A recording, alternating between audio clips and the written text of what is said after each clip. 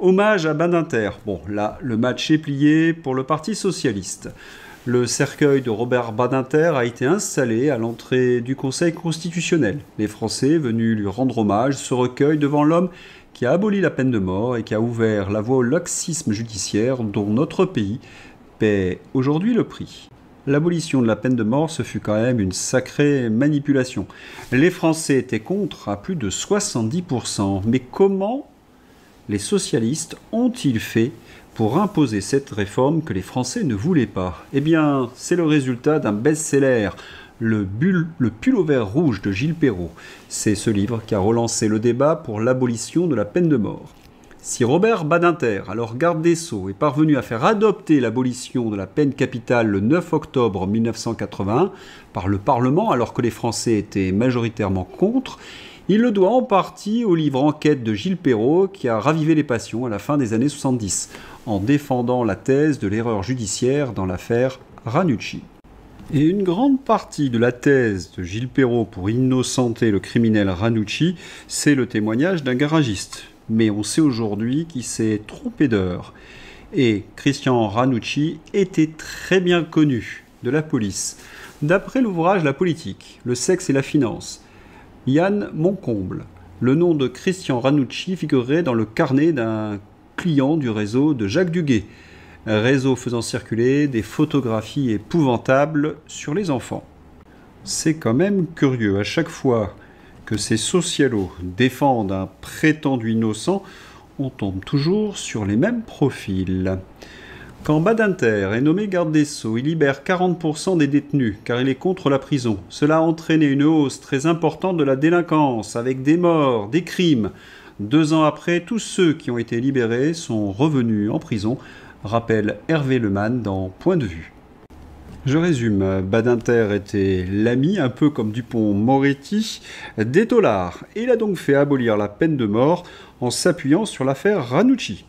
Ranucci était un criminel épouvantable, mais le service de com socialo l'a transformé en innocent pour faire passer sa loi. Aujourd'hui, nous en payons durement le prix. Quand j'entends que Robert Badinter va bientôt entrer au Panthéon, cela me rend fou. Il est l'un des principaux responsables du marasme dans lequel on se trouve aujourd'hui. C'est ainsi que nous avons eu des policiers démotivés et sans moyens.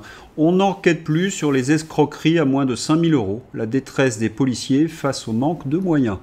C'est la France de Macron, des sales macronards et des socialos, l'héritage de Robert Badinter.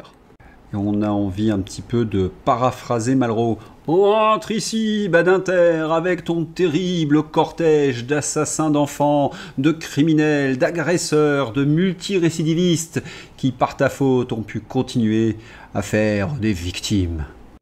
Et Badinter a commis également d'autres méfaits.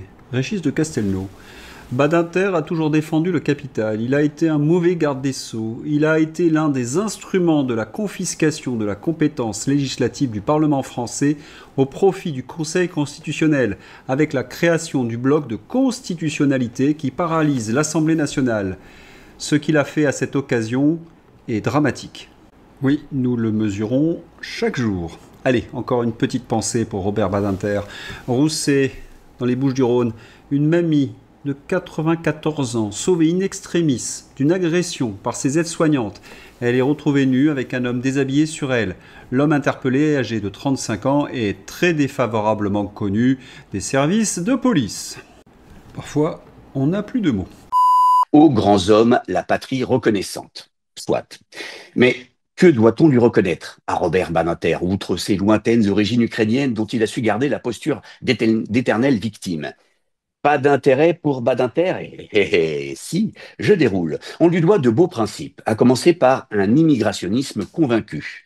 Oui, président du Conseil constitutionnel pendant près de 10 ans, Robert censure les pans de la loi Pasqua relative à la maîtrise de l'immigration et n'hésite pas, comme à son habitude, lorsque l'on s'oppose à l'idée de surprotéger les étrangers sur le sol au détriment de la population française, à user de grandes diatribes contristées et haineuses, comme celle de la lepénisation des esprits, qui n'est pas seulement un durcissement, mais une contamination. Je le cite. Et j'embraye. Contamination, oui, c'est aussi ce que lui doivent des centaines de prisonniers. Car il faut le reconnaître, aussi ce fait d'armes à Robert. D'être passé, à la différence de Garetta, Fabius ou Georgina Dufoy, prestigii Badater au travers de l'affaire du sang contaminé. Ah oui. Robert, alors ministre des prisons, ayant là encore fait preuve de laxisme en favorisant les transfusions dans le milieu carcéral où sévissait à l'époque, Clémence, le sida. Un chiffre, juste un chiffre. Mmh. 441 dons séropositifs pour 10 000 chez les détenus, contre 6 pour 10 000 dans la population générale, 70 fois plus en prison. Bravo, Robert. Ni responsable, ni coupable, ni même condamnable. Incroyable. En tout cas, qu'elle se rassure, les personnes qui assisteront à la cérémonie spectacle le 9 octobre ne seront pas contaminées par des esprits lepénisés. Non, la veuve Badinter et ô combien charmante Elisabeth n'ayant pas autorisé, tout comme lors de ses obsèques, la présence du parti lepéniste. Mmh. Ce sera donc un hommage national privé des représentants du rassemblement du même nom. C'est comique en fait, non? Preuve que, s'il en était encore besoin, la formule bien connue, hein, la dédiabolisation ne dépend pas des efforts des diabolisés pour être fréquentables, mais de la seule volonté des diabolisateurs. J'ai encore un peu de temps, Clémence? Oui, allez-y. Oui, parce qu'il en faut, hein, pour passer en revue tous les motifs de reconnaissabilité de la patrie à l'égard du futur panthéonisé. Alors, laxiste, Robert, non. Humaniste, on vous dit. Et s'il s'oppose publiquement à la rétention de sûreté, prolongation d'enfermement après la peine pour criminels sexuels et pédocriminels jugés encore dangereux, ce n'est pas parce qu'il préfère le principe du droit à la vie des enfants. Non, rien à voir. C'est parce que tout homme a droit à une seconde chance. Une troisième, une quatrième, une septième, une quinzième aussi, oui. La vie, c'est comme au flipper. Same player, shoot again. Quand le condamné est remis dehors, alors là, c'est toi qui flippes, parce que lui, il retente sa chance. Une ligne juridique pourtant impeccable de cohérence. On va en prison pour ce qu'on fait, pas pour ce qu'on est, ni pour un crime virtuel. Ce qu'il faut comprendre, Clémence. Alors, c'est étrange de parler à une Clémence, hein, en fustigeant le laxisme, mais ce sont là deux valeurs à ne pas confondre. Ce qu'il faut comprendre donc, c'est que l'abolition de la peine de mort, dont le texte législatif, au passage, avait été déposé dès 1978 à l'Assemblée par Pierre Bas, hein, le député RPR. Oui. Ah, ça, tu l'as bien niqué, celui-là, Robert Bas-le-Pierre.